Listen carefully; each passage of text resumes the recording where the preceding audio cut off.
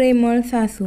शीलाचे सासरे रामशरण भटनागर व सासू कौशल्य यांच्या लग्नाच्या 50व्या वाढदिवसाच्या कार्यक्रमाचे आयोजन करण्यात आले होते.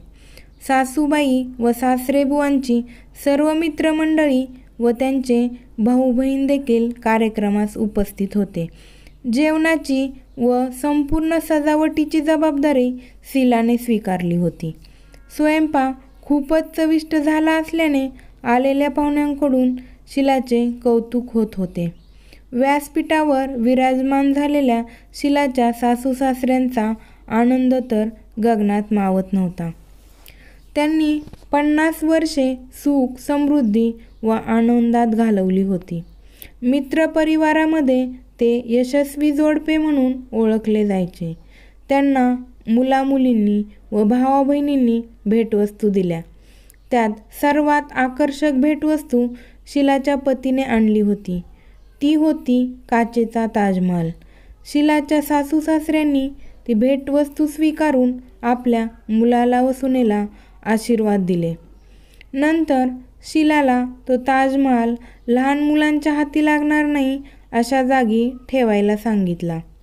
शीला ताजमहाल घेऊन ठेवायला गेली आणि तिचा पाय साडीच्या पदरात अडकून ती ताजमहालासकट पडली.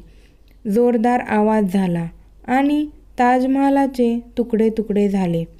तो प्रसंग पाहून शीलाला पाहुणे मंडळी तिच्या गलथानपणाविषयी बोलायला लागली. शीलाचा पतीही तिच्याकडे रागाने पाहू लागला. शीलाला रडू आवरले नाही.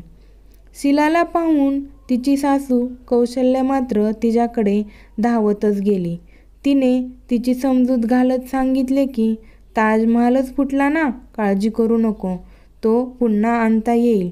सास भी कभी बहू थी असे म्हणत तिने तिचा गतकाळ उपस्थितांना सांगितला.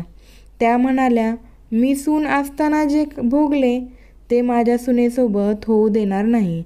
शीलाच्या सासूने एवढं म्हटल्याने वातावरण बऱ्यापैकी थंड झाले. ताण सैलावला.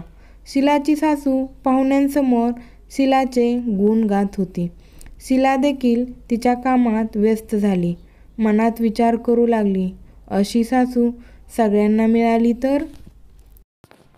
थोडक्यात सून देखील मुलगी असते. चूक प्रत्येकाच्या हातून होते. त्यामुळे सुनेला मुलीसारखी वागणूक मिळायला पाहिजे, नाही का?